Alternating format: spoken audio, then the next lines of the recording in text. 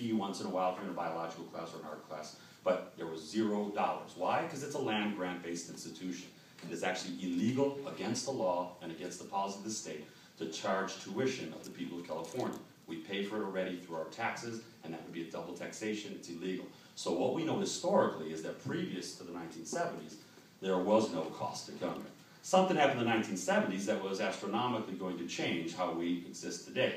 And that was obviously, there was a failure in the system, and under Duke Mason, who was the governor at the time, decided there had to be an emergency fee instilled.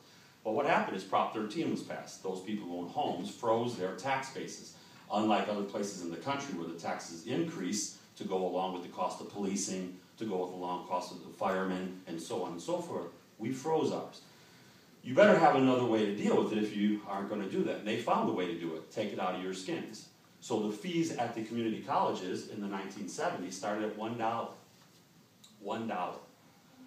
And now they're charging $46, and now they're looking to charge even more dollars. So the historical analysis must be put into place before we move any further. The master plan of the state of California made California the most successful place in the world for a reason. Every single one of these senators, every single one of these representatives, every single one of these people who are signing these bills probably went through a public school in this system because it was successful. Now they've reached success and they're beginning to do a whole different plan. I do agree with my good friend Joel too, that privatization is upon us. That does not mean it's the only answer. For instance, the idea that we should free up classes by making certain people pay, that's absurd. Not only is that absurd, that's outrageous according to the own law. It says right here in point number 7, one of the reasons that we're having issues is, quote, the lack of community colleges offered has led many students to enroll in nonprofit institutions, which makes it more expensive for them. It's right there. So what should we do if it's making it more expensive for other students to go to profit organizations? We should make it more expensive for them here.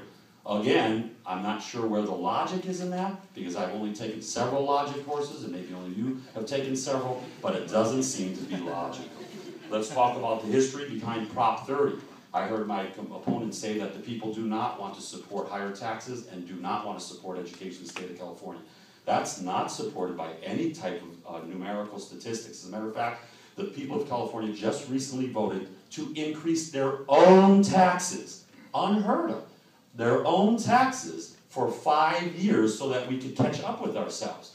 And one of the promises was, if they did this, there would be no raising of tuition to the students. That's in the actual prop. It's a promise made by the people of California to the people of California. And now we're seeing a break in that promise because it's just winter session, or it's just summer session, or it's just some classes, or it's just for some people, or it's at just some time, or it's in just some way. Well, that's how it all began.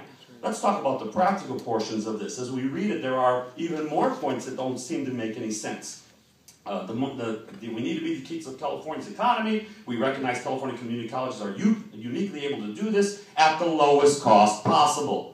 Why is the lowest cost possible now trying to reach to the highest cost possible or compete with the privatization? If that's in the actual bill, highlighted right there in yellow, and you can come and read it if you think I'm making that up, again, logic doesn't say that that's what this is doing. If we look at what's going to happen, the rich will succeed. So it will be a successful program. I, again, disagree with Mr. Lamore, because what will happen is the people who can pay $1,000 for a course will pay it. Those are the people out of Stanford, those people out of USC, and they'll be able to be successful. This will go forward, and it will be presented as a forward statement. Thank you very much.